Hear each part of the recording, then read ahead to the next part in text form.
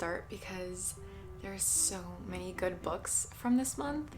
I read 8 books in June. Honestly, I loved almost every single one, so we're gonna talk about them. We're just gonna get right into it. I have my physical copies here, and then everything else I either listened to or read on my Kindle. The first book I read in June was Heartless by Elsie Silver. I read this backwards because I read some of the other books in the series before I read this one. I do think that it would help if you read this series not as standalones but like in a series, because this is the Chestnut Springs series and it's like cowboy romances, and this revolves around Willow and Cade. It's a babysitter romance and it was fun, it was entertaining. I actually thought that Willow was funny. Normally I don't like people that are like super extroverted like that. I can't resonate with someone that's like that, but she was really cool. I actually really liked her and her relationship with the kid that she was babysitting, so I liked the romance that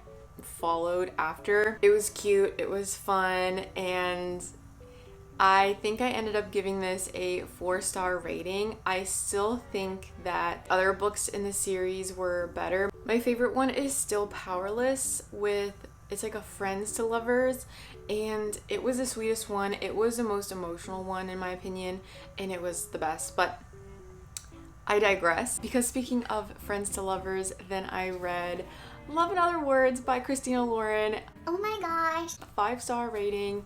This is a emotional roller coaster of events. I can't stop thinking about this book. It's definitely going to be a reread for me. I want to go back and annotate it, tab it, underline things, highlight things, make notes on the sides. Like, this was really good. I did start to underline some stuff, but I want to go back and do it again. So this is definitely a reread for me.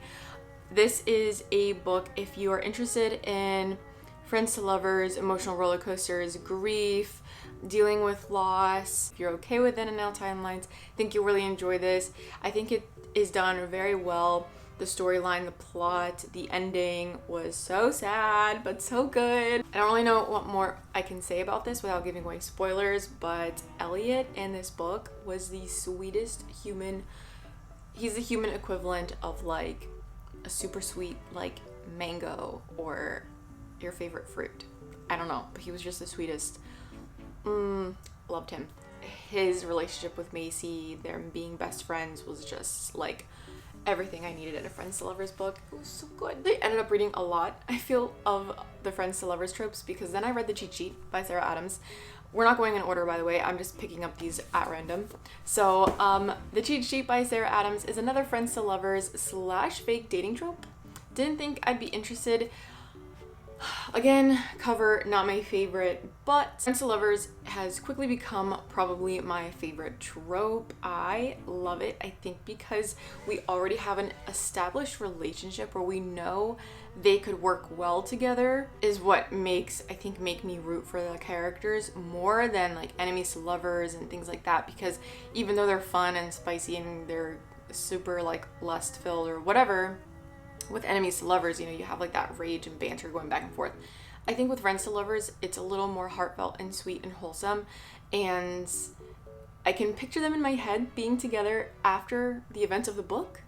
You know, I can't necessarily say that with all enemies to lovers and other tropes. So regardless, The Cheat Sheet was so cute. We have our main characters, Bree and Nathan, and Bree is a ballerina, and he is, Nathan is an NFL player, like quarterback, really big star, and they're best friends, and she's been in love with him her whole life, and since the day that they met. She doesn't want to ruin things, so she doesn't tell him how she feels about him, and then something happens and they have to like fake date for PR purposes for him, and it just goes from there. It was really good. If you are not interested in romance books with spice, but you want to read romance, check out Sarah Adams. I cannot recommend her enough. She's phenomenal at writing romances that are clean. She's like my new favorite romance author. Very happy I found her. Although I absolutely love Christina Lauren as well. She does have a little, like, maybe like one spice, one little chili pepper. This is 0. Another Sarah Adams book that I read was When in Rome. This one was really cute. Okay, we have a pop star and a pie baker. He owns a pie shop in a small town called Rome, Kentucky, and she is trying to get away from her life. She's a pop star, and she's just fed up with the demands of and the responsibilities of her job. So she decides to get away. She finds a town called Rome, Kentucky, and she decides to just go there. We have forced proximity, we have small town little debacles and things like that. We have like a weird mother-daughter relationship going on as well. So we have a bunch of different relationships with this story and our main characters.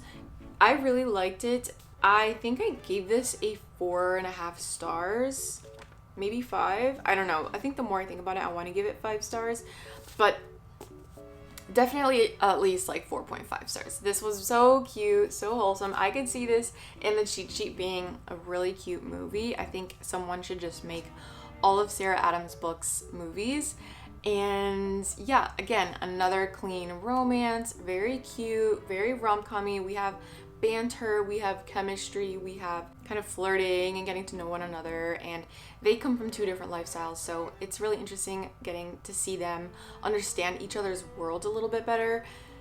Very cute. We're gonna switch gears and go into thriller, because then I read The Husband's Secret by Leanne Moriarty. The book, like the back of the book, tells you, my darling Cecilia, if you're really reading this, then I've died. And so essentially, like, imagine that your husband writes a letter in the event of his death, and you find it while he's still alive.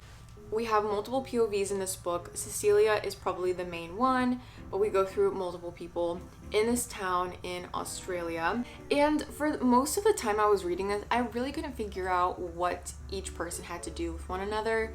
How are they connected? You figure that out later in the book, but like the central plot, I feel like I figured it out really early in the book. Like I had an idea of who did what. I think the author wanted you to know that. Or do that, figure it out for yourself, because it goes from there. There are twists and turns and build-ups, and it's not necessarily a thriller, but it makes you think. It's definitely a psychological, sorry, there's landscaping if you hear that. It's like a psychological thriller, I guess, because it makes you think. It kind of is like anxiety filled, like it really just makes you like, whew. Very smart, very articulate, very good for a book club read. If you are in a book club or you want to do one with family or friends, this one's really cool because it's gonna ask, I feel like you're gonna ask each other a ton of questions about this book. So definitely check this one out if you are interested in that kind of a storyline without too much like suspense and thrilling stuff and thrilling sequences. You're just interested in a psychological storyline that's just gonna make you think and ask a lot of questions about morality, ethics, what's right and wrong, drawing the line, like where do you draw the line for certain situations.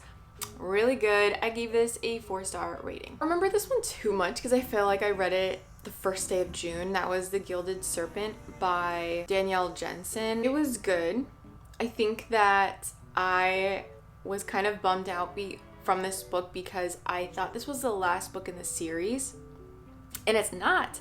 I still have to wait for another book. So things started making sense in book 3. If you've been following my videos, you know that I've been reading this series and have been confused because book 1 is 2 characters.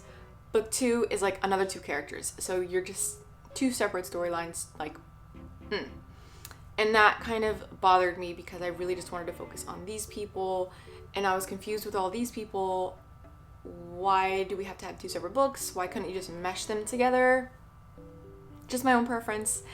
Book 3, we go back and forth and back and forth and back and forth. Like there's 4 different POVs here, so this is definitely a fantasy book because my gosh, multiple POVs just everywhere. I ended up listening to this on Audible for my walks and stuff, and it was really good. I liked that this audiobook had different characters, like different voices for each person, so it really helped me understand who was talking. So if you want to listen to this, it's really good on Audible. Otherwise, you could read it as well. I think she's working on book 4 right now. I gave this a 4-star rating. It's definitely fun, definitely high stakes.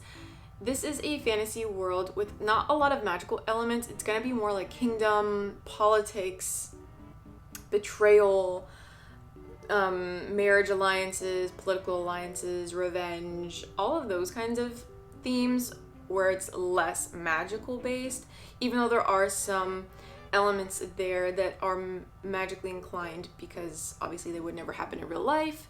So I liked it. I like it a lot. If you're interested in a high stakes fantasy series that is ongoing and has like water-based ocean elements, kind of giving pirate vibes, and castles by the sea, I think you'll really like this as well. This book actually was a DNF, although I want to count it as a book I read, because I read I got almost 70% of the way through. I feel like if you get at least 50% of the way through a book, it counts. I don't know. I DNF'd The Brutal Prince by Sophie Lark. I know what you're gonna say, like, why would you go in this thinking it was gonna be something that I wasn't? Listen, okay? I read Anastasia. I gave that a 5-star rating. It was so good. So I'm thinking Brutal Prince is gonna have similar story, like similar vibes with the storyline. No, this was a mafia romance, but like insta-lust. And I don't like insta-lust at all. They say that they hate each other, they say they're rivals, and it's like enemies to lovers, but it didn't make sense, because like really quickly after things happen, you know, they're getting together, and I'm just like, why? But you say you hate this person. I don't know. It just, not my favorite. I don't know if it's like a mafia romance thing. I don't know, but I have not been impressed by them. Maybe it's just my vibe. Maybe they're too dark for me, and I just am not into dark romances. I don't know, but I tried to give it a shot. Pushing aside the insta-lust that I feel there was, I just couldn't root for any of the characters. I cannot remember their names, guys. Like, I literally just read this a couple days ago. What does that tell you? What does that tell you? So yeah, couldn't root for them. I didn't like them or dislike them. I feel nothing. And I can get by a book even if I don't like the characters, because I know there's a reason for why the author is making us dislike somebody. But when I feel nothing for them, I feel no chemistry, I feel just blah. But we're gonna move on to the last book I read in June, and that was The Final Gambit by Jennifer Lynn Barnes. I gave this book a 3-star rating. I think it was fine overall. After book 1, and you already know that the writing's a little more immature and definitely very YA. Like, I would almost say middle grade, if not for like the little teeny bopper romance that's going on there. There's a lot of repetition in words, writing out full names. The characters here have like really long first, middle, last names, and they write it out, and it was so annoying listening to it. Like, and Jameson blah blah blah Hawthorne. Every time he did something, and it just was, I didn't understand it. So that was one thing that kind of bothered me. I just wish that the writing was a little more precise. Even though, like, I love YA books, it just was a little too much. And then I also feel like the plotline for book 3 was just a little more far-fetched. Obviously, this is a series of a girl who inherits this large fortune and estate from somebody she's never met before, so they're really just digging into her past and this family's past, trying to figure out why did she get the inheritance and all of this stuff. There's more to that, but by book 3, I feel like, what more can you possibly put on these characters? It was a lot, and I feel like we could have just ended it. This could have been a great standalone book and just been really, really fun for somebody to just pick up, read, and maybe watch Knives Out after, but we kept getting this same kind of plot over and over and over again. It was just stretched too thin, I think. So I gave it 3 stars. It wasn't bad, it just wasn't my favorite. But that is it. Those were the books that I read in June. I think I had a really good reading month. I tried to read more, but I couldn't get past The Brutal Prince. That was actually the last book I read in June, and it just kind of ticked me off, honestly. So hopefully July things will pick up, and I'm really excited. It's really hot here in Florida, so I'm gonna be reading a lot more summery books, and yeah, I'm excited for that. So stay tuned for some reading vlogs, but thank you for watching.